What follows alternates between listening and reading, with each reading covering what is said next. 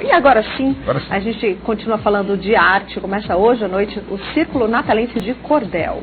Já estamos aqui, ó, com a obra dele, Capitão Rodolfo Bento, Entre a Honra e a Vingança. Romance de Cordel. Vamos falar um pouquinho então sobre o cordel, né? Primeiro, você estava me dizendo aqui que esse estilo literário é cada vez mais raro, infelizmente. A gente sabe que tem tudo a ver com a nossa cultura. As crianças ainda aprendem na escola, pelo menos meus filhos aprenderam esse gênero literário, mas cada vez menos os escritores se dedicam a essa arte. Fala um pouquinho pra gente. Exatamente, Renata, é uma realidade. Hoje o cordel está mais vivo do que nunca, porém a grande maioria, o maior contingente de autores, tem se dedicado à redação de pequenos folhetos de 8 ou 16 páginas. O romance de cordel, que é um trabalho mais detalhado, com uma quantidade maior de páginas, geralmente 32 páginas, que exige um enredo, uma trama, tem sido cada vez mais rara a sua produção. Eu tenho trabalhado bastante e lancei este romance agora há pouco na cidade de Serra de São Bento, que tem uma trama bem interessante. Muitas pessoas que leram estão me dando retorno e eu estou me sentindo bastante feliz por ter conseguido escrever em cordel uma novela de um capítulo só. Porque muitas vezes para assistir uma novela você tem que assistir 180 capítulos para ver o desfecho. Eu falo para meus leitores, amigo, compra a minha novela em cordel, eu digo novela em cordel brincando, porque ela tem um capítulo só. Em menos de 2 horas você conhece o desfecho da narrativa. E qual é a história do Capitão Rodolfo Bento, Entre a Honra e a Vingança? Tem crime passional aqui no meio também? Fala um pouco aqui. Exatamente, é um trabalho que tem algumas particularidades interessantes. Houve um grande cordelista paraibano chamado José Camelo de Melo Rezende.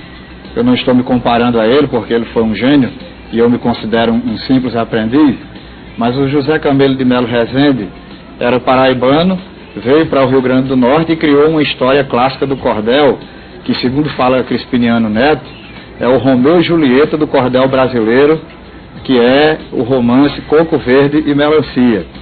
E o poeta José Camelo de Melo Rezende, sendo paraibano, ambientou essa história entre Natal e Parnamirim. Eu estou, tempos depois, fazendo o roteiro inverso. Sou um potiguar que criei uma história ambientada na Paraíba. A trama do romance, Capitão Rodolfo Bento, Entre a Honra e a Vingança, foi elaborada entre Cochichola, Guarabira, São José dos Cordeiros, João Pessoa. É uma história muito bonita de um fazendeiro que tinha um relacionamento muito bom com os moradores da fazenda e que se envolve numa briga terrível. É esbofeteado por um ex-morador, e o grande dilema do romance é se o capitão vai preservar a sua honra através da vingança ou se vai perdoar o seu agressor. Esse segredo eu não digo, apenas o leitor lendo o romance poderá descobrir. Não vai dar um spoiler, né? Agora, Marciano, conta pra gente assim, que tipo de temas que te motivam, que te inspiram? Porque a gente sabe que o cordel ele pode ser tanto fictício quanto baseado em fatos reais também. Exato, eu também tenho feito muitas biografias contando a vida de pessoas. O jornalista Joaquim Pinheiro, eu fiz um trabalho, Joaquim Pinheiro, jornalista matuto, fiz uma biografia de Lampião, e um dos trabalhos meus que teve mais destaque até agora, além do Vida e Morte de Lampião, que foi publicado pela editora Luzeiro de São Paulo, foi uma biografia de Valdetário Carneiro, um romance bastante extenso, um romance histórico, não fictício, com 289 estrofes. Eu tive a oportunidade de conhecer todo o primeiro escalão da família Carneiro. Dodé Viana foi a minha chave de acesso a esse povo. E fui super bem tratado lá em Mossoró, Nézimar Carneiro, a viúva de Valdetário, a neta, vários primos, parentes. Esse trabalho, Famílias, Sonhos e Lutas de Valdetário Carneiro, teve uma grande repercussão. E aqui no Rio Grande do Norte eu digo isso sem orgulho e sem pabulagem. Eu sou um dos poucos cordelistas, à exceção de Antônio Francisco, que é o mais famoso de todos nós, mas entre esses que estão na ribalta do aprendizado, eu sou um dos poucos cordelistas que consegui vender 2 milheiros de uma obra, que foi exatamente essa biografia de Valdetário Carneiro, quando eu lhe dei um tratamento de anti-herói e mostrei uma ampla reportagem sobre esse, que sem dúvida alguma, guardadas as devidas proporções, ficou marcado na história como uma versão potiguar de Lampião.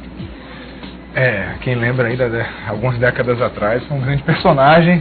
Polêmico, quando ele morreu, foi capa dos 2 principais jornais. Capa, assim, da capa imensa. Na época que a imprensa escrita liderava, né? Exatamente. Mas vamos lá. O evento começa hoje lá na Pinacoteca, né? Isso, e segue até o próximo dia 19. Exatamente. O Círculo Natalense de Cordel está começando hoje à noite. Teremos a presença de Aderaldo Luciano, um grande pesquisador, doutor em letras, Varnesi Nascimento, Crispiniano Neto, Nando Poeta, Hélio Gomes da Silva, que é conhecido por Egos, Rosa Regis, vários, Maurílio Américo.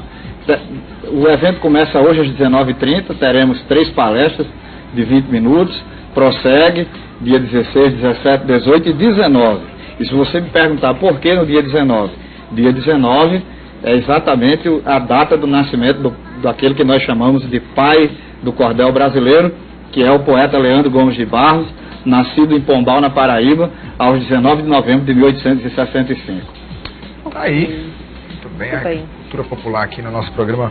Dica cultural então para vocês, esse evento que segue na Pinacoteca até o próximo dia 19, com exposições, você leva sua família, enfim, conhece o trabalho de tanta gente boa e que preserva, né? Isso aqui, quando eu vejo isso aqui, eu imagino daqui a 100 anos, né? É o grande legado que vocês deixam, que é preservar, né, a forma como se fala, o vocabulário que é...